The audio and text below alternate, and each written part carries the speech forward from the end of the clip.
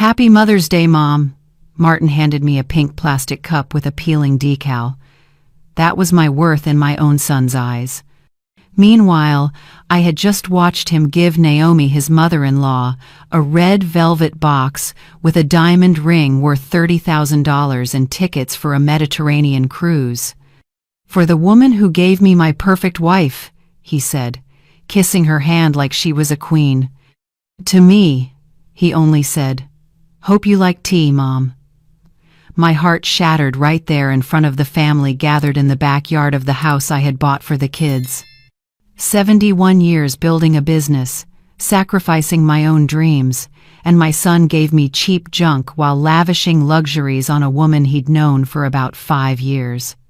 Fern, his wife, smiled with satisfaction, caressing the new ring on her mother's hand, while I held that miserable cup, feeling my dignity burn in my palms. "Thank you, son," I whispered, but something inside me broke for good. That night, alone in my own house, I looked at photos of Martin as a child. There I was, young and full of hope, holding him after a 12-hour shift at the factory. I remembered the night I stayed up sewing his school uniform because I couldn't afford a new one. I remembered the day I sold my only piece of jewelry, my mother's ring, to pay his college tuition. I remembered when I mortgaged my house to give him money to open his first shop. I remembered coming home with hands bloodied from work, yet still smiling as I walked in. "Son, I do everything for your future," I would say while serving the hot dinner I'd made after an exhausting day. And decades later, my future turned out to be a plastic cup. Tears fell onto the yellowed photographs. In one picture, 8-year-old Martin hugged me tight after I bought him the bicycle he'd always wanted. "You're the best mom in the world," he'd said that day. Those words echoed in my mind like a painful reminder of what we once were. I stood up and walked through the empty house. Every piece of furniture, every painting, every corner was filled with memories of the sacrifices I'd made for him. The sofa where I nodded off reading him stories when he was little. The table where he did homework while I kept the accounting books for the company I was building to leave him an inheritance. The company my whole life wrapped in that word. Tracy Textiles had grown from a tiny garage shop into one of the city's major manufacturers. 40 years of sweat, tears, and determination. All for him, all to him. "One day, this will be yours," I had promised when he was 15 and griped that I worked too much. "Everything is so you'll have a secure future." But now, holding that cheap cup, I wondered if all those years of sacrifice were worth it. I picked up my phone and looked at the message he sent after the humiliation. "Mom, I hope you understand Naomi is like a second mother to me. She's always there when we need her." So what was I then? An old piece of furniture, useless. Fern had blown into our lives like a storm 5 years ago. From day one, she'd skillfully pushed Martin away from me with sugar-coated, poisonous remarks. "Babe, your mom is too controlling. At her age, she should retire, not meddle in business. Retire as if any mother retires from loving her child." What hurt most was seeing Martin always defend her. "Fern is right. Mom, you've worked enough. It's time for you to rest." Rest meant disappearing, becoming invisible, being cut out of important decisions. And now, a woman who had been in our lives only a few years was receiving the honors I had earned with decades of unconditional love. Naomi, who had never worked a day in her life, living off her late husband's widow's benefits and the luxuries her daughter provided, always showed up to family gatherings in expensive emerald green dresses, glittering jewelry, and a fake smile that fooled no one but my son. "Oh, Tracy, your house is lovely," she'd coo, while her eyes calculated the value of every object. It must cost a lot to maintain all this. Her comments always had a double edge, like daggers wrapped in velvet, but Martin saw none of it.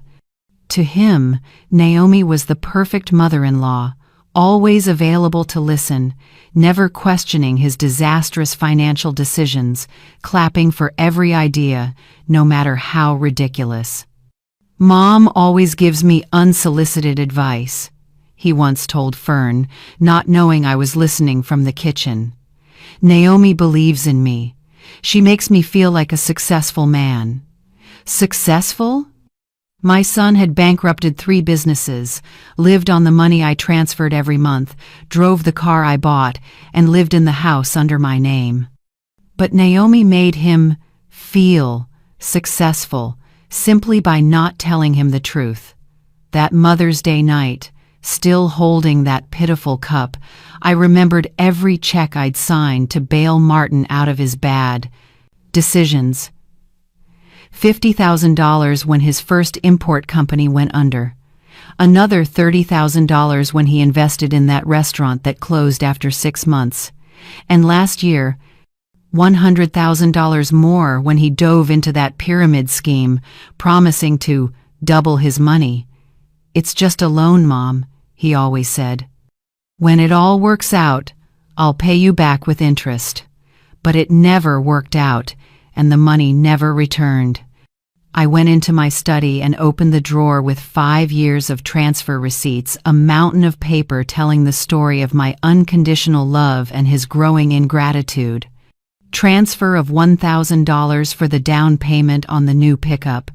Transfer of $20,000 for the Bahamas vacation Fern insisted on. Transfer of $8,000 for an engagement ring worthy of my princess.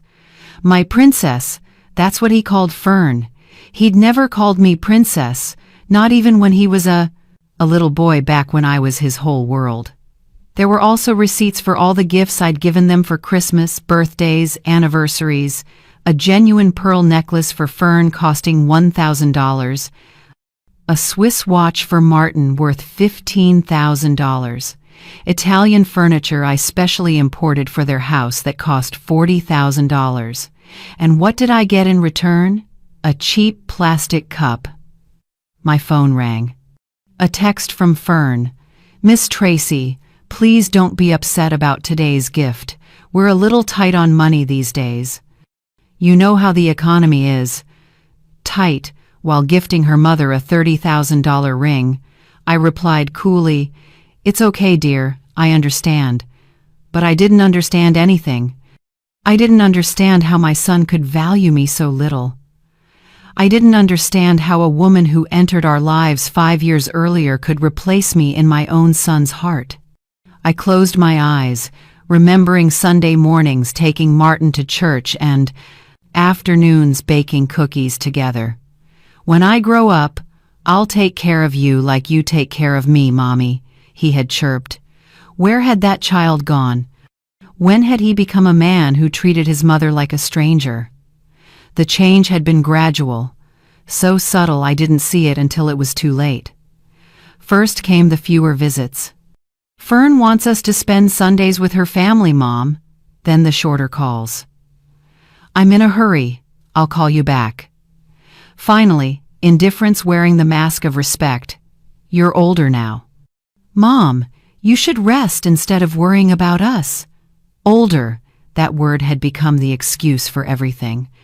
I was too old to weigh in on their finances, too old to drop by unannounced, too old to expect to be included in their family plans, but not too old to sign checks, cover debts, and be their life preserver every time they sank themselves.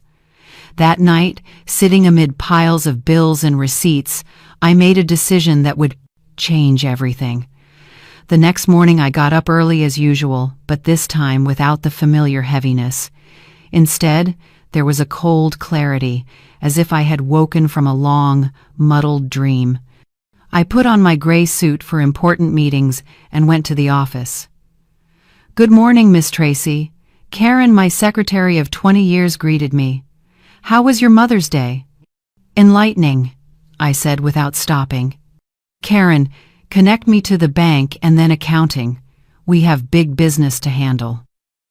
I went in, opened the safe, and took out all the company's legal documents, contracts, deeds, powers of attorney, 40 years of labor bundled into those yellowed pages I had signed with the dream of building a legacy for my son.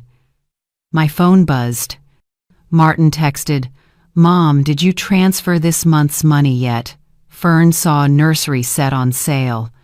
The baby. Fern had been 3 months pregnant, and I was the last to know. "We forgot to tell you," Martin said when he finally called. "Too much going on and it slipped. They forgot to tell me I was going to be a grandmother, but they never forgot to ask for money." I reread the message, and something in me hardened. I replied, "Martin, we need to talk. Come to the office this afternoon." He answered, "It's fine, Mom. Is something wrong with the company?" I texted, "Yes. Come at 4 o'clock." I hung up and called my lawyer. "Mr. Henderson, this is Tracy. I need to see you urgently. I want to make some changes to my documents." He asked, "Is there a problem with the company?" "No. I just want to protect my assets." While waiting, I reviewed the financial statements for the last 5 years. Numbers don't lie. I went back to the desk and picked up the phone. "Karen, please bring me the file we prepared with Attorney Henderson." "What file?" The desperation was clear in his voice. "The new will, in which I remove your name as the primary beneficiary. The 2-4 charity I founded will receive 80% of the assets." Crazy. "You can't leave all your money to strangers." "They're not strangers, Martin. They are people who truly need help. Mothers abandoned by their children, elderly women in nursing homes, forgotten by their families, people who understand the value of love and gratitude." Karen walked in with a thick folder. "Here's the file, Miss Tracy." "Thank you, Karen." I opened the folder and set the papers in front of Martin. "As you can see, everything is ready, just waiting for my signature." He held the stack with trembling hands. "Forgotten Mothers Foundation. 80% of the total estate." His eyes skimmed the pages quickly. "This amount, over $10 million. Money I earned with my own hands working 12 hours a day while you were playing at the park. Money I once meant to leave to a son who would love and respect his mother. But that son seemed to have died. In his place grew a stranger, who saw his mother only as a bank account. Mom, please, can we talk? I know I've been inconsiderate, but I don't deserve this." "Don't deserve it?" My voice rose. "Martin, you don't deserve anything. I have the right to reclaim my dignity, to demand a minimum of respect after a lifetime of sacrifice. I do respect you, Mom." Lies. I rapped the tabletop hard. "If you respected me, you wouldn't have humiliated me in front of the whole family yesterday. If you respected me, you wouldn't have given your mother-in-law a gift 1,000 times more expensive than mine. If you respected me, you would have called to tell me I was going to be a grandmother instead of leaving me to find out by accident." He slumped into the chair like he'd lost a battle. "So what do you want me to do? Ask Naomi to give the ring back? I want you to understand that actions have consequences. I want you to know what it feels like. I want you to know. I want you to know. I want you to know. To be treated as invisible, taken for granted, valued only by the money you can pull from me." My phone rang. It was Fern. I looked at Martin and put it on speaker. "Miss Tracy, Martin isn't picking up. He's with you, isn't he?" "Yes, he's here." "Great. Please tell him we need money to buy baby stuff today. There's a sale and we don't want to miss it." I looked straight at Martin. "You tell her Fern is listening." "Martin, is that you? We need $1,000. My mom says there's a bank she knows that can give us a loan, but it would be easier if your mom transfers it like always. Like always, I repeated, emphasizing each word. Interesting choice of words.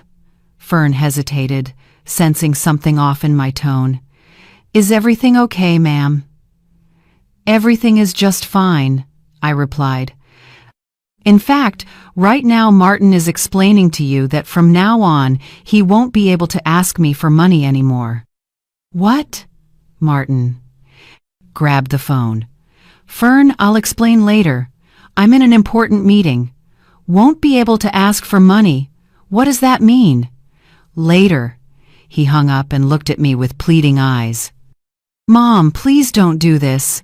Fern won't understand. She'll understand perfectly well. The easy money era is over. From now on, there's no milk cow to squeeze every time you want something. We're not the kind of people you think we are. I held up my phone. Here are all the texts Fern has sent me over the last 3 months. Miss Tracy, we found a beautiful crib. Miss Tracy, we need a safer car for the baby.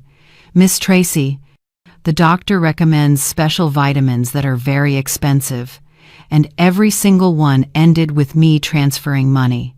She was exaggerating, Mom. You're taking it out of context. Keep reading. My mom says that as the grandma, you should help more with pregnancy expenses. Text sent last. Oh, weak.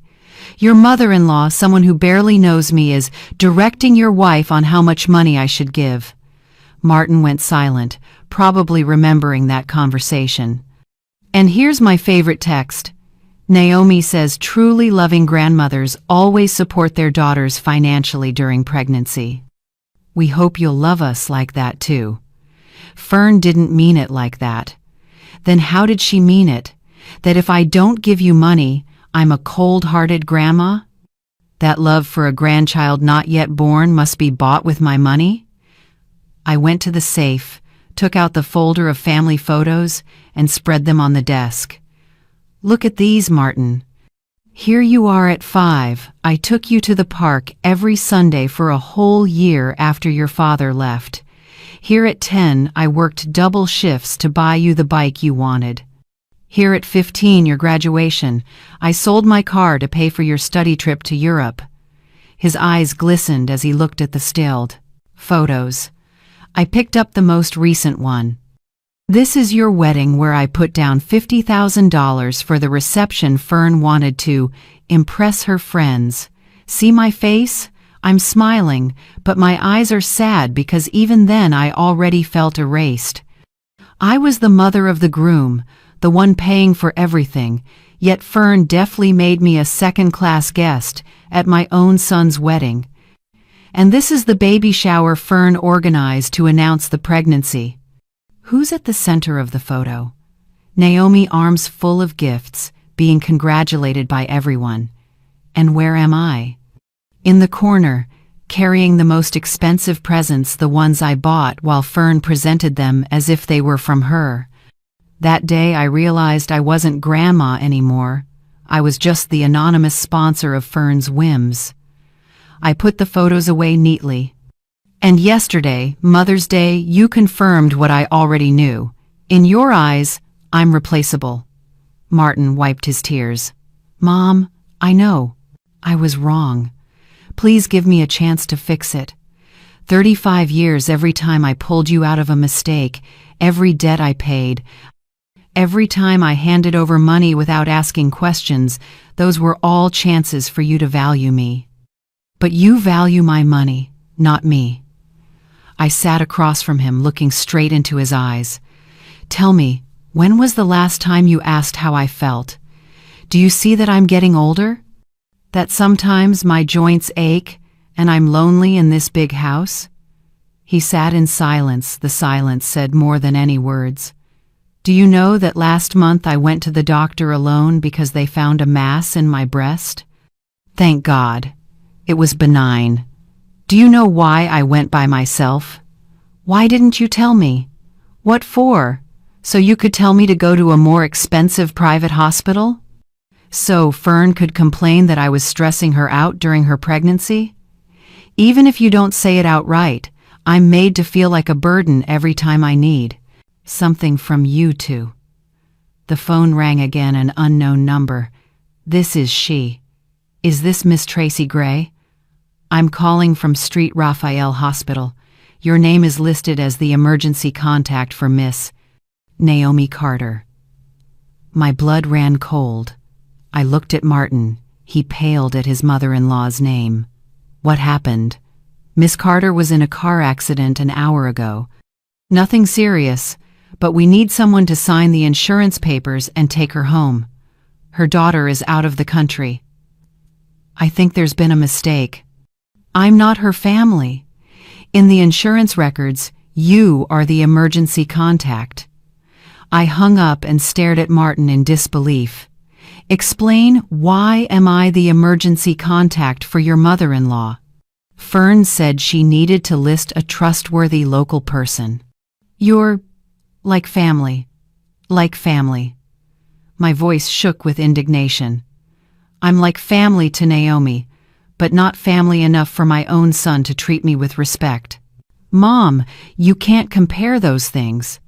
You're right, they're not the same, because I've never given Naomi a single cent, never paid her bills, never solved her problems, yet legally I'm her emergency contact. How convenient. I stood up abruptly. I'm going to the hospital. I'll pick up your beloved mother-in-law and explain why I can't continue being her emergency contact. Don't, Mom. Why not? She deserves the truth, that the daughter-in-law she looks down on is the one who has been quietly funding most of the luxuries her daughter gives her. I grabbed my bag and keys. Martin, that $30,000 ring you gave her yesterday, it wasn't your savings. It was the money I transferred last month for baby expenses. His eyes flew wide with horror. Mom, and the cruise that thrilled her so much. Same story, you didn't pay for it yourself. I paid for it indirectly, with all those loans you never repaid.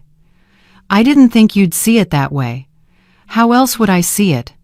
You used my money to buy a stranger's affection while tossing me scraps. I stepped to the door, then stopped and looked back. You know what's saddest? When Naomi finds out every gift from you was actually my money, she'll probably be more grateful to me than you've been all these years. Mom, wait. No, Martin. I've waited long enough, waited for you to grow up, to appreciate me, to see what I've done for you. No more waiting. I walked down the hall. He hurried after me. You can't just leave. We have to work this out. At the elevator, I stopped. I already have. I signed everything this morning. Your allowance is over. The add-on cards are canceled. The inheritance goes to people who truly need it. But I'm your son. The elevator doors opened. I stepped in and turned back one last time. Yes, you're my son, but I'm not your ATM anymore. The doors closed, leaving him frozen in the hallway, mouth agape, eyes full of panic. On the way to the hospital, my phone rang non-stop. Martin called again and again. I didn't answer. For the first time in years, I felt like I had taken back control of my life. At Street Raphael Hospital, I asked around and found Naomi Carter in the waiting room, forehead bandaged, looking far less glamorous than the night before. Tracy, what are you doing here? I came to pick you up. Apparently, I'm your emergency contact. Oh, right. Fern put your name down because you're the most free in the afternoons. The offhand remark was so careless it confirmed all my suspicions. I see. So I'm useful in a pinch, but not important enough for a decent Mother's Day gift. She frowned. Sorry, what did you say? Nothing, Miss Naomi. Let's go. We have a lot to talk about on the way. Thanks for coming to get me, Naomi finally said, eyes still glued to her phone. Fern's at a work conference in Miami, and Martin must be busy with business. Yeah, Martin's very busy, I answered dryly. Especially busy spending money that isn't his. She glanced at me. Are you okay, Tracy? You sound different. I'm perfectly fine. In fact, I've never been this clear-headed. I stopped at a red light and looked directly at her. Miss Naomi, do you know where the money for the ring you got yesterday came from? From Martin, I suppose. He's a good boy, very generous with family. Very generous with his wife's family, to be exact, I corrected. Not generous at all with his own mother. Sons usually bond more with their in-laws after marriage. It's normal. Normal? I laughed, bitter. Is it normal for a son to give his mother-in-law a gift 10,000 times more expensive than what he gives his own mother? Naomi shifted uncomfortably in her seat. I'm sure Martin has his reasons. Oh, he does, I said slowly. The reason is, you never demand anything, never question him, never ask for responsibility. It's easy to adore someone who creates no burden at all. I don't understand what you're getting at. The light turned green, and I drove on. I'm saying that $30,000 ring wasn't paid with Martin's money, it was paid with mine. Excuse me, what? Every month, I transfer money to my son for expenses, urgent needs, emergencies. That money ends up funding your gifts, while I get scraps. Naomi was quiet for a moment, processing. I'm sure you're exaggerating. Exaggerating.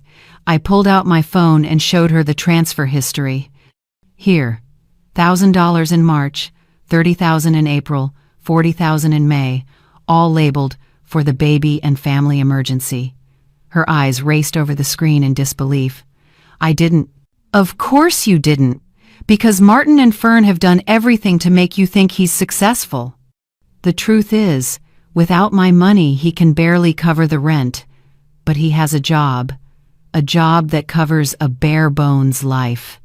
The big house, new cars, vacations, pricey gifts, that's all from my pocket. When we reached her house, I didn't stop. I kept driving. Where are you going? My house is behind us. Taking a little detour. I want you to see a few things. I headed downtown to the office buildings. See that building? Mine. 20 years ago, I bought it by working 16 hours a day. And that factory? Also mine. I built it from nothing to leave a future for my son. The son who now sees his mother as a thorn. Naomi sat rigid, clearly uncomfortable with where this was going. For 40 years, I said evenly. I got up at 5 a.m. to build a business. For what? For that boy's future, so he'd lack nothing. Tracy, maybe. You should just take me home. I'm not done. My voice hardened. I want you to understand clearly. Every luxury Fern flaunts, every expensive gift you receive, every trip you're looking at me footing the bill. I don't feel comfortable with this conversation. I haven't felt comfortable for 5 years since you stepped in and started poisoning the well so my son would drift from his. I never did that. I pulled into a parking lot and looked her straight in the eye. Weren't you the one who told Fern that controlling mothers ruin marriages? Didn't you imply I was meddling in my son's life? I was only expressing an opinion. That opinion is expensive, Miss Naomi, costly in my mother-son relationship, in my dignity, and in over $1 million of my assets. Her eyes went wide. $1 million? Yes. That's how much I've poured into Martin since Fern appeared. Money that should have been for retirement, for medical care, for peace in old age, but instead marched out to support a family that looks down on me. I swiped through more documents on my phone. Here, the apartment in Martin's name, but I paid for it. Here, The car he drives also paid by me. And my favorite, the invoice for the cruise that thrilled you yesterday. You paid for the cruise? Indirectly. With the transfer I just made last week for pregnancy expenses. Naomi pressed a hand to her forehead. Good Lord, I had no idea. Now you do. And you also know that, as of today, it's over. I'm not funding this charade anymore. What do you mean? I've canceled all transfers to my son. I've changed my will. I'm no longer the cash cow propping up this ungrateful family. The phone rang, Martin. I put it on speaker. Mom, where are you? Fern is freaking out. The credit cards aren't going through. Hello, Martin. I'm sitting with your mother-in-law. I'm explaining the real source of yesterday's gifts. What? Why are you doing this? Because it's time everyone knew the truth. Miss Naomi, don't you have something to ask my son? Naomi took the phone, hands trembling. Martin, is it true your mother transfers money to you every month? That's none of your business. It is my business because I received gifts paid with her money. You made me an accomplice to your unfilial behavior without my knowledge. Don't blow this out of proportion. Out of proportion? Her voice rose. Your mother just showed me over $1 million, and you gave her a plastic cup. Dead silence on the other end. Naomi continued, voice tight. I raised Fern alone after her father died, worked double nursing shifts to pay for her education. I had no money for luxuries, but she always had my love and respect. And now I find out my daughter married a man who doesn't value the woman who gave him everything. Enough. Tracy, take me home. I hung up and started the engine. The rest of the ride was silent. At her door, Naomi turned back, eyes wet. Tracy, I didn't know. If I had known, I would have told Fern to respect you more. I would have told Martin to be grateful to his mother. I would never have accepted expensive gifts if I'd known they came from your sacrifice. Now that you say it, it's probably too late, isn't it? She chided herself. It's not too late. I'll return the ring and have a serious talk with my daughter. That night I got home and found Martin waiting in the living room on the sofa I bought, in the house I paid for, his head in his hands. When he saw me, he sprang up. Mom, we need to talk. We talked this morning. I think I was quite clear. Please, 5 minutes, just 5 minutes. I took off my shoes and headed to the kitchen. He trailed behind like a lost puppy. Fern is panicking. The cards don't work. The bank says we no longer have access to the funds. She doesn't understand what's happening. I walked to the door, then stopped and looked back. You know what's saddest? When Naomi learns that every gift from you was actually my money, she'll probably be more grateful to me than you've been all these years. Mom, wait. No, Martin. I've waited long enough. Waited for you to grow up, to appreciate me, to see what I've done for you. No more waiting. I went down the hall. He hurried after me. You can't leave like this. We have to resolve this. At the elevator, I stopped. I already have. I signed this morning. Your allowance ends. The add-on cards are canceled. The inheritance will go to people who truly need it. But I'm your son. The elevator doors opened. I stepped in, turned back one last time. Yes, you're my son. But I'm not your ATM anymore. The doors slid shut, leaving him frozen in the hallway, mouth agape, eyes full of panic. On the way to the hospital, my phone rang non-stop. Martin called over and over. I didn't answer. For the first time in years, I felt I'd taken back control of my life.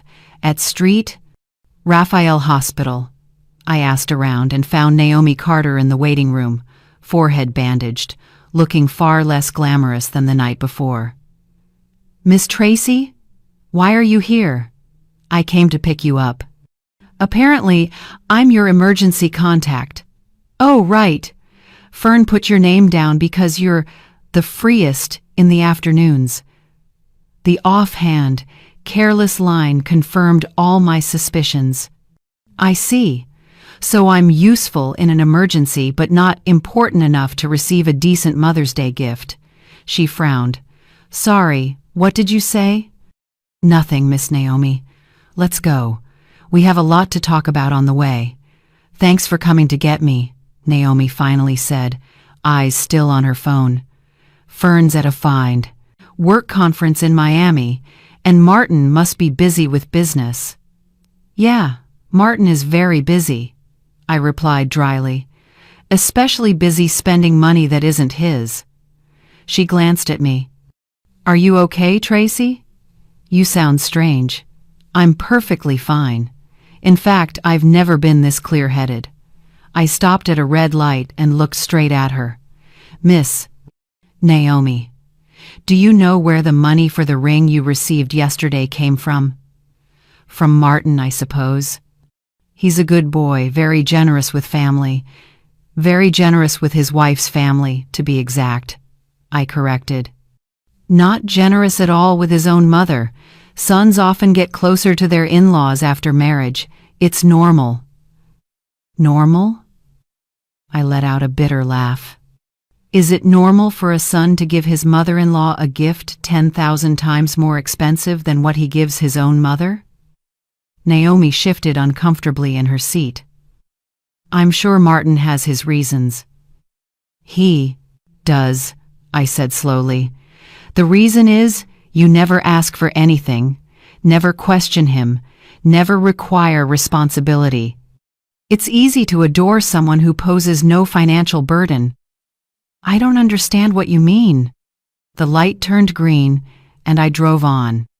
I mean, that $30,000 ring wasn't paid with Martin's money, it was paid with mine. What? Every month I transfer money to my son for expenses, urgent matters, emergencies, and that money ends up becoming the gifts you receive, while I get a few scraps. Naomi fell silent for a moment. Processing. I'm sure you're exaggerating. Exaggerating? I opened my phone and showed her the transfer history. Here, $1,000 in March, $30,000 in April, $40,000 in May, all labeled for the baby and family emergency. Her eyes scanned the screen in disbelief. I didn't know. Of course you didn't, because Martin and Fern have done everything to make you believe he's successful. The truth is, without my money, he can barely pay the rent. But he has a job that's enough for a modest life. The big house, new cars, vacations, pricey gifts that all comes out of my pocket. When we reached her house, I didn't stop. I kept driving. Where are you going? My house was back there. We're taking a drive. I want you to see a few things. I headed downtown, toward the office buildings. See that building? Mine. 20 years ago, I bought it by working 16 hours a day. And that factory? Also mine. I built it from nothing to leave a future for my son. The son who now sees his mother as a thorn. Naomi sat stiffly, clearly uncomfortable with where this was going. For 40 years, I said evenly, I got up at 5 a.m. to build a business. For what? For that boy's future, so he would lack nothing. Tracy, maybe you should just take me home. I'm not finished. My voice hardened. I want you to understand clearly. Every luxury Fern flaunts, every expensive gift you receive, every trip, that's all on me. I don't feel comfortable with this conversation. I haven't felt comfortable for 5 years since you came in and started poisoning my son against his mother. I never did that. I pulled into a parking lot and looked her straight in the eye.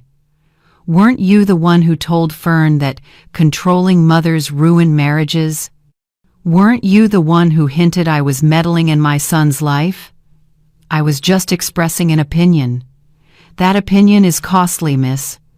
Naomi, costly in my relationship with my son, in my dignity, and in over $1 million of my assets. Her eyes widened. $1 million? Yes. That's what I've poured into Martin since Fern appeared. Money that should have been for retirement, for medical care, for peace in old age, but instead walked out the door to support a family that looks down on me. I scrolled to more documents on my phone. Here, the apartment in Martin's name, but I paid for it. Here, the car he drives, also paid by me. And here's my favorite, the invoice for the cruise that thrilled you yesterday. You paid for that cruise? Indirectly. With the transfer I made last week for pregnancy expenses. Naomi pressed a hand to her forehead. Good Lord. I had no idea. Now you do. And you also know that starting today, it's over. I won't bankroll this charade anymore. What do you mean? I've canceled all transfers to my son. I've changed my will. I'm no longer the cash cow feeding this ungrateful family. The phone rang. Martin. I put it on speaker. Mom, where are you? Fern is losing it. The credit cards won't go through. Hi, Martin. I'm sitting with your mother-in-law. I'm explaining the real source of yesterday's gifts. What? Why are you doing this? Because it's time everyone knew the truth. Miss Naomi, don't you have something to ask my son? Naomi took the phone, hands trembling. Martin, is it true your mother transfers money to you every month? That's none of your business. Yes, it is because I received gifts paid with her money. You made me an accomplice to your unfilial behavior without my knowledge. Don't make a big deal out of it. Don't make a big deal? Her voice jumped. Your mother just showed me over $1 million. And you gave her a plastic cup. Silence on the other end. Naomi continued, voice catching. I raised Fern alone after her father died, worked double nursing shifts to pay for her schooling.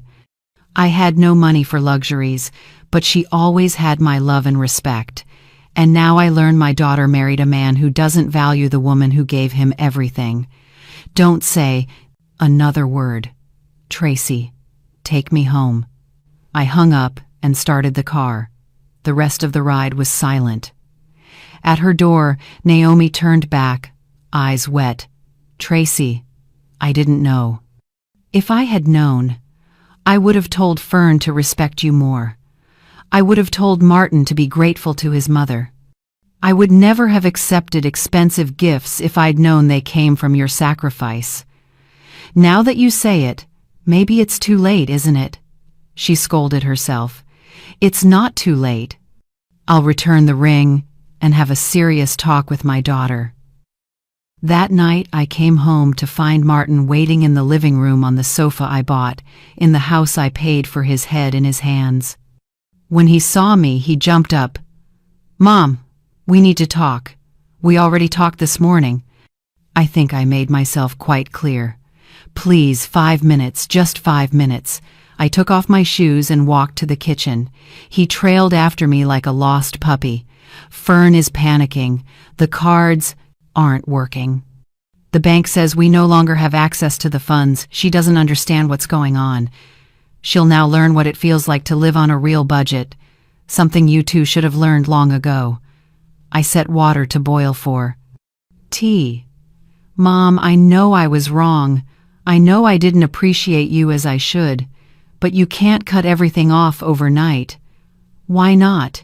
You two cut off respect for me overnight.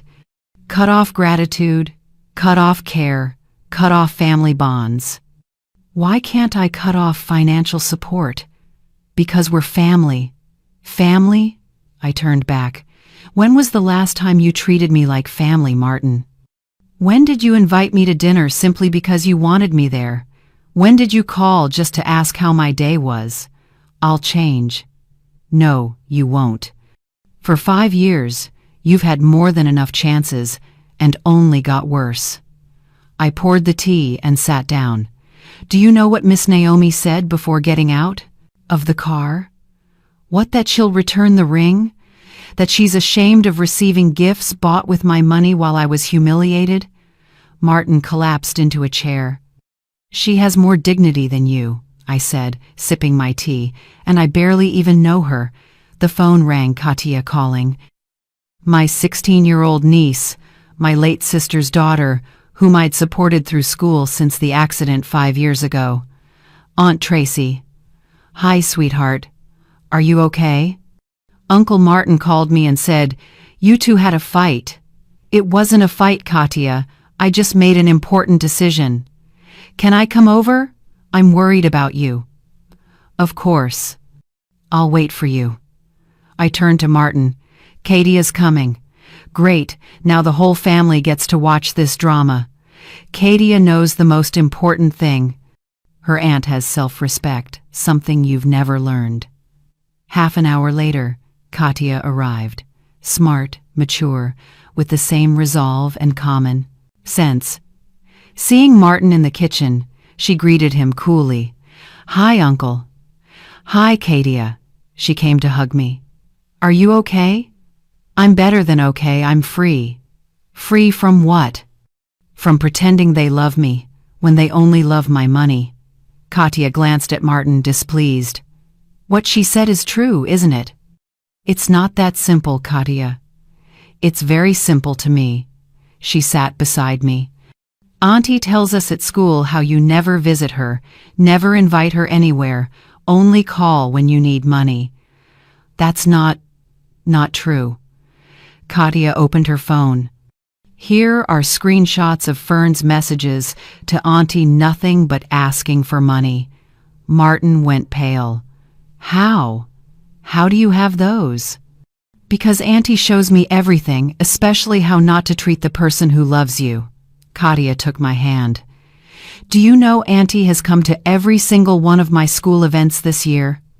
I've been busy. She went to every one, every play, every awards ceremony, every basketball game. And you, how many did you attend? Not once, even though she always invited you. Katia, don't meddle in adult matters. This isn't adult matters, this is basic manners. Her voice sounded older than her years.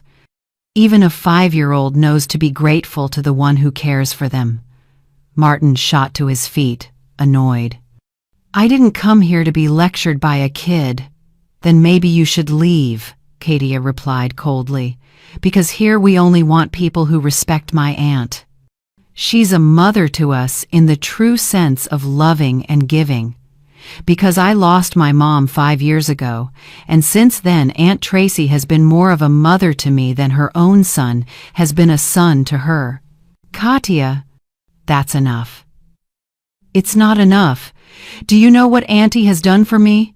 She pays for the most expensive private school in the city, buys my clothes and books, takes me to the dentist, helps me with homework, and whenever I'm in trouble, she stays up all night listening.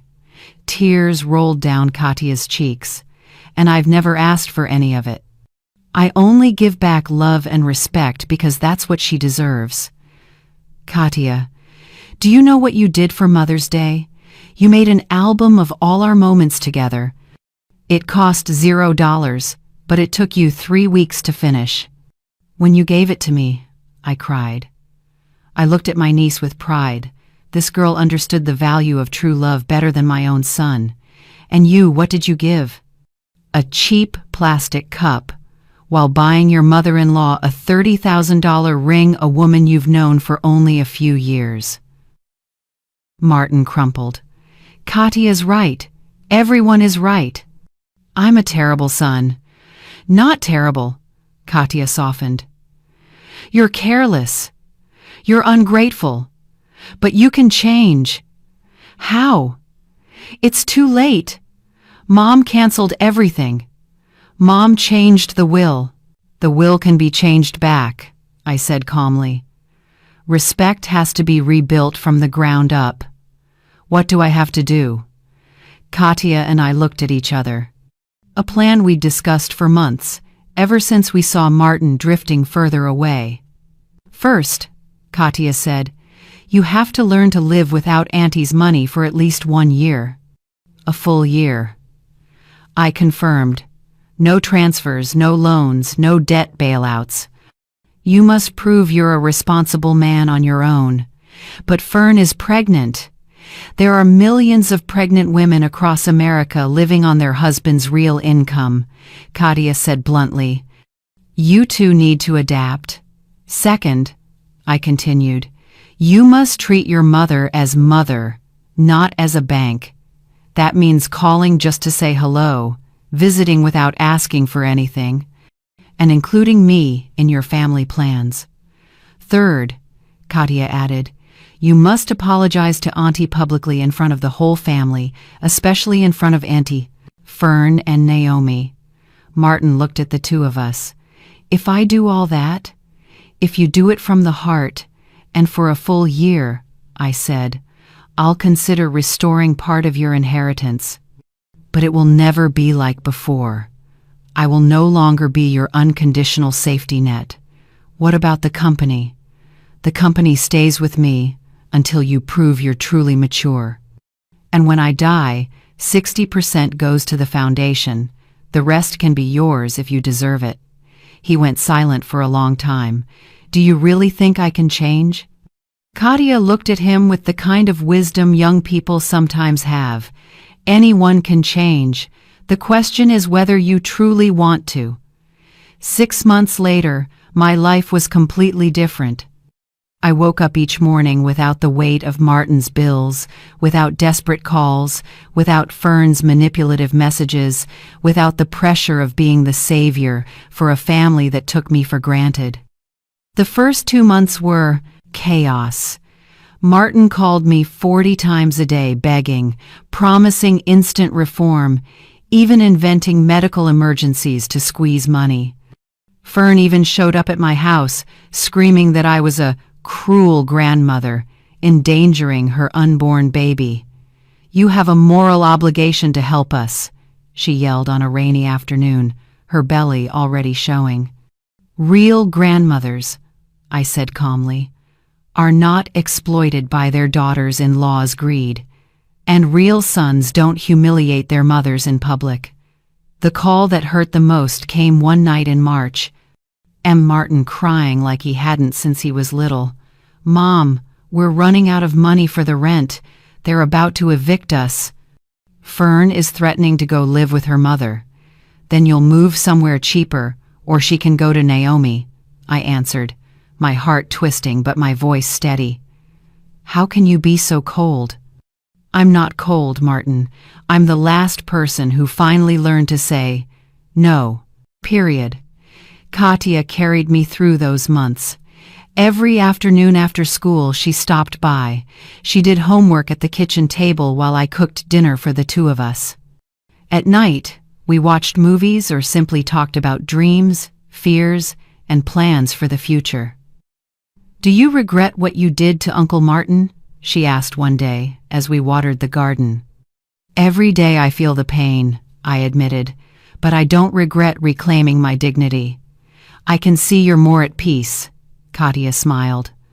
You don't have that constant worry etched on your face anymore. The girl was right. For the first time in decades, I slept straight through without jolting awake, without asking myself what problem I'd have to put out in the morning. The Forgotten Mothers Foundation officially began operating in April. Karen, who left the secretary's desk to become executive director, had already helped 43 elderly women abandoned by their children and grandchildren. Miss Tracy, Karen said as she reviewed new files, you can't imagine their gratitude. Some haven't had a visit from their children in years. I can imagine, clearly, I replied, because I almost became one of them. The case that gnawed at me most was Miss Margaret. 80 years old, she spent her life working as a maid so her 3 children could go to college. One became a doctor, one an engineer, one a lawyer. Then, when she fell ill with diabetes and couldn't work anymore, they disappeared. "They don't need me anymore," she said in a resigned voice. "When I was useful watching the grandkids so they could work, that's when they loved me." "Don't say that, ma'am. They owe you everything. Children don't have memories, only needs." Those words haunted me for weeks. How many mothers in the world were just like me? How many women sacrificed every dream to raise ungrateful children? In May, I received the first sign that maybe Martin was truly changing. He called not to ask for money, but to invite me to lunch. "Just for lunch?" I was surprised. "Just lunch, Mom. I want you to meet the baby." Fern had given birth to a beautiful little girl named Elena. I went to a modest restaurant so different from the expensive places before, when I was always the one paying, and saw a different Martin. Thinner, more serious, but also more present. He held the baby with a tenderness I'd never seen. When he spoke about her, his eyes shone with the light of genuine love. "She looks like you when you were little," I said, gently touching my granddaughter's rosy cheek. "Fern says she has your eyes." "How is Fern these days?" "Much better. Ever since she stopped living in constant anxiety about money." He looked me straight in the eye. "I'm better too." "How so?" "I've been forced to grow up for the first time in my life.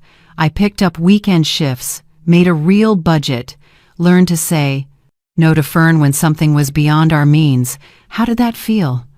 "At first, awful. I felt like a failure." He took a sip of water.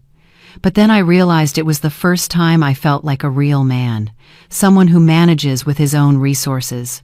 Over that lunch, Martin told me he had sold the car I'd bought him and switched to a cheaper used one. He and his wife moved into a smaller, budget-friendly apartment, and Fern, for the first time since the wedding, got a job. "Fern is working?" "Yes, part-time at a language center. At first, she complained a lot, but now she says she likes feeling useful." "And what does Naomi say about these changes?" Martin smiled for the first time during the conversation. "She's been our biggest supporter." "Can you believe it? After your talk at the hospital, she had a very serious conversation with Fern, said a marriage can't live off either set of parents' money." "Good to hear. Mom," he squeezed my hands, "I need to apologize to you, a real apology." "A real apology is good, Martin. Let me finish. For the past 6 months, I've thought about everything I did wrong, how I treated you, how I took you for granted, how I allowed Fern to disrespect you." His eyes grew wet. "I didn't see you as mother. I saw you as a money machine. And now, every night when I hold Elena, I think of you, of the nights you stayed up caring for me when I was sick. The times you worked extra shifts, so I lacked nothing. And I understand. If one day Elena treats me the way I treated you, I'd die inside." "Elena won't be like that," I said softly. "Because you'll teach her gratitude, the very thing I once taught you. You did teach me. The problem is I refused to learn." That afternoon, back home, I sat in the garden and for the first time in months cried. But they weren't sad tears. They were tears of relief, of hope, the kind of happiness I thought I had lost forever. Katia came home from school and found me among the rose bushes, quietly asking, "Are you okay, Auntie?" "I'm very okay, dear. I think my son is on his way back home." "So you'll change the will?" "I'll keep waiting. But for the first time in years, I have real hope." That night, as I got ready for bed, I looked in the mirror. Before me was a 71-year-old woman who had regained her dignity, learned to value herself, and understood that true love can't be bought with money. "Today, I don't need permission to live," I told myself, repeating the line Katia had written on a card for me. For the first time in decades, I slept in absolute peace because I had chosen happiness over convenience, dignity over comfort. The next morning, my phone rang early. It was Martin. "Good morning, Mom. I'm just calling to say hi and ask how you felt when you woke up." I smiled. Perhaps after all, it's never too late for a child to learn how to love for real. 2 years later, my life had become something I'd never dared to imagine. This year's Mother's Day morning began very differently from that awful celebration that once changed everything. I woke to the scent of fresh coffee and the sound of laughter coming from the kitchen. When I went downstairs, I saw Katya preparing breakfast, while little Elena, now 2 years old, played with blocks on the floor. Katya had become an 18-year-old young woman, poised and elegant, who had won a full scholarship in medicine. "Good morning, Aunt Tracy," Katya beamed. "Elena and I wanted to surprise you with your favorite breakfast." Little Elena ran to me with arms wide. "Fly, fly." I lifted her up and felt that deep peace found only in unconditional love, free of ulterior motives. "Where are your mom and dad?" I asked while Elena played with my necklace. "On their way," Katya answered. "Martin stopped to pick up your gift." At 10 a.m., Martin and Fern arrived, and they weren't alone. Naomi came too. Over the past 2 years, she had become an unexpected ally in our family's healing. "Happy Mother's Day, Mom," Martin said, hugging me with a warmth that took him 37 years to learn. "Happy Mother's Day, Tracy," Fern greeted, and for the first time in years her voice sounded sincere. "We brought you something." Martin handed me a small box unlike that plastic cup from 2 years ago, carefully wrapped with a handwritten letter. "Before you open it," Martin said, "I want to read this." He unfolded a sheet, his voice trembling. "Dear Mom, it's been 2 years since you taught me the most important lesson of my life. 2 years since you forced me to grow up, to mature, to value what truly matters.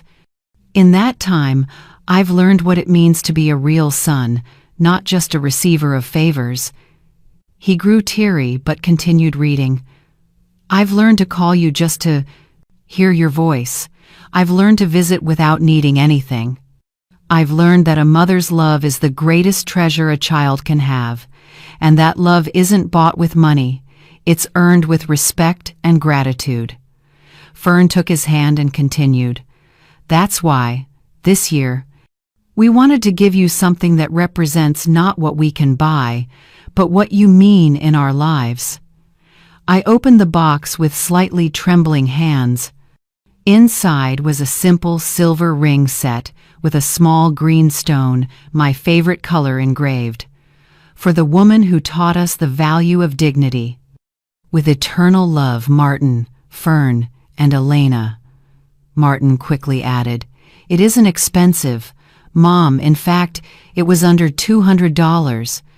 But we set aside money for months, dollar by dollar." Fern added, "Every dollar we saved, we thought of you, of the sacrifices you made for us that we didn't value before." Tears streamed down my face. This simple ring was worth more than all the expensive jewelry I'd ever received because it came from the right place, genuine love, not obligation or guilt. "And there's one more thing," Naomi stepped forward. "Fern and I made a little project." Fern held out a large photo album. "We collected all the photos we could find of you from your youth to now and asked everyone to write a few lines about you." I opened the album and choked up at the very first page. Me in my 20s holding newborn Martin, my smile full of hope. Beside it, in Fern's careful handwriting, "For the woman who set aside her own dreams to make ours come true." Sorry it took us so long to understand that. I turned the pages, photos of me in the factory, My early days as a business owner, Martin's birthdays, family moments we had forgotten alongside messages from company employees, from Katia, friends, and even some of the elderly women from the Forgotten Mothers Foundation. Karen wrote, "Miss Tracy showed me that a woman can be strong and successful while keeping a mother's heart. Thank you for being my role model." Katia wrote, "You saved me when I lost my mom. You gave me love, education, and above all taught me to be a woman of dignity. Everything I am is thanks to you." The message that moved me most at the end of the album, written by Martin. "Mom, for 35 years I thought being a son automatically gave me rights to your love, money, and time. It took me a long time to understand. Being a son means carrying responsibilities, caring for you, valuing you, making you proud. Today, watching Elena grow up, I understand every sacrifice you made for me, and I promise, the last years of your life will be the best, because at last you have the son you always deserved." I closed the album and looked at everyone. My family had changed, had grown, had learned what true love means. "The most beautiful thing," I said to Martin, "is that Elena will grow up seeing how a dovelet, mother, should be treated. She'll know love is shown through actions, not just words." Fern nodded. "Yesterday she said that when she grows up she'll take care of Grandma the way Grandma takes care of her." Elena ran over and handed me a crayon drawing a green heart, stick figures for the whole family. In the middle, a wobbly line read, "I love you, Grandma." That afternoon, after everyone left, I sat in the garden with Katia, the same garden that had seen tears of pain 2 years ago, now witnessing overflowing happiness. "Do you regret being so firm with him?" Katia asked as we sipped tea. "Never," I answered without hesitation. "Sometimes real love has to be firm. Sometimes teaching means saying no, even when it hurts." "What about the inheritance?" I amended the will again. "Martin gets his place back as beneficiary, but not like before. The company will be for him and you. Both of you will run it together. The foundation still receives the larger share because so many mothers still need help. The money will be divided among family, employees, and the foundation. But there's one condition." "What condition?" "Elena must never know how much she will inherit. I want her to grow on her own efforts, to value what she has, to understand that true wealth isn't in the bank, it's in genuine relationships." That night, in the mirror, I saw a 73-year-old woman who had regained not only her dignity but also her family. I put on the ring Martin gave me and smiled. This small silver band represents what no expensive jewel ever could: love earned, respect deserved, a family rebuilt. Today, I have everything I ever wished for. I told myself a family that truly loves me, and I drifted into the deepest sleep of my life, knowing that true love always finds its way back home. Looking back at Tracy's journey, I think what touches the heart most isn't money, but boundaries and gratitude. Family love isn't a bottomless wallet. Love needs to be nourished with respect, with small actions, a check-in call, a meal with no strings attached, an apology spoken sincerely and lived out. Sometimes love means daring to say no so both sides can grow. And it's beautiful to see how firmness at the right moment can open the way for return, for an embrace that's warmer, wiser. And you, what do you see in this story? The power of boundaries, the value of thank yous, or the courage to relearn how to love each other? Have you ever had to set a boundary to keep your dignity and then found a kinder family because of it? Share with me and everyone below. What small action will you do today so your loved ones feel seen and appreciated? If stories of healing and growth resonate with you, I invite you to stay with this channel so you won't miss the next journey. We're here to listen, to learn from one another, and to draw simple yet profound lessons in love together.